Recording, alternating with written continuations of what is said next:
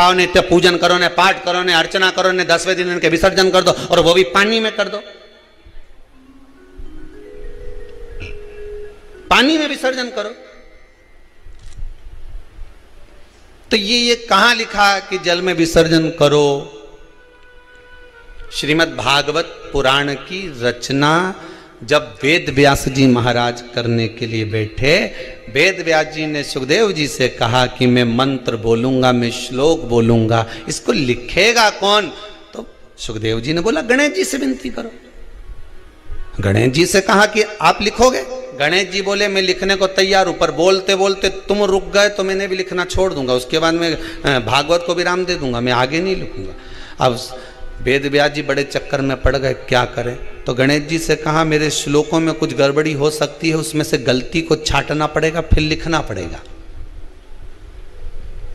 कितना सुंदर संबोधन श्री वेद व्यास जी ने कहा कि मैं जो श्लोक बोलूंगा आपको लिखने के लिए है, उसमें मैं कुछ गलती करूंगा, उस गलती को छांटना है, तब श्लोक लिखना है।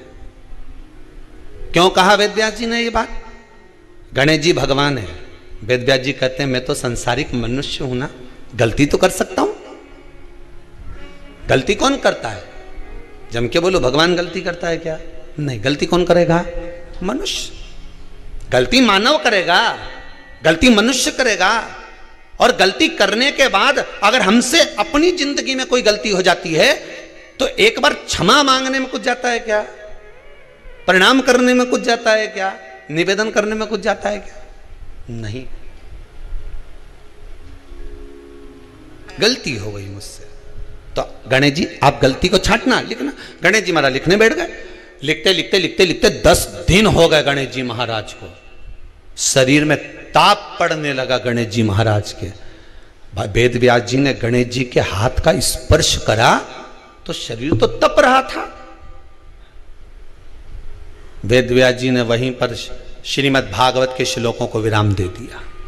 अब नहीं बोले। गणेश जी लिखते लिखते लिखते लिखते लिखते लिखते थक गए, ताप पड़ गया, शरीर गर्म हो गया। वेद व्यास जी ने कब करूं क्या? 10 दिन से लिख रहे हैं और शरीर पर ताप पड़ रहा है, करा क्या जाए? उन्होंने गणेश जी का हाथ पकड़ा, उठाया और कहा चलो प्रभु हमारे साथ में। वेद व्यास जी गणेश जी को ले गए और ले जाकर शीतल जल में श्री गणेश जी महाराज को बिठा दिया। गणेश जी को पानी के अंदर उनको विराजमान कर दिया कि अब आप ताप को थोड़ा ठंडा कर लीजिए। शीतल जल में बिठाया। उस दिन से नियम हो गया कि 10 दिन गणेश जी बैठते हैं और फिर उनका विसर्जन होता है पानी के अंदर, जल के अंदर, शरीर का ताप मिट जाए। तो गणेश जी ने वचन दिया है वेद व्यास जी महाराज को, आपने मेरे ताप को मिटाने के लिए मुझे जल में बिठाया है। जो मुझे जल में विसर्जन करेगा मेरा ताप तो मिटेगा ही, साथ में जो मुझे जल में विसर्जन करेगा उसके जीवन के भी ताप को मैं मिटा दूंगा, उसके जीवन के ताप को मैं मिटा दूंगा।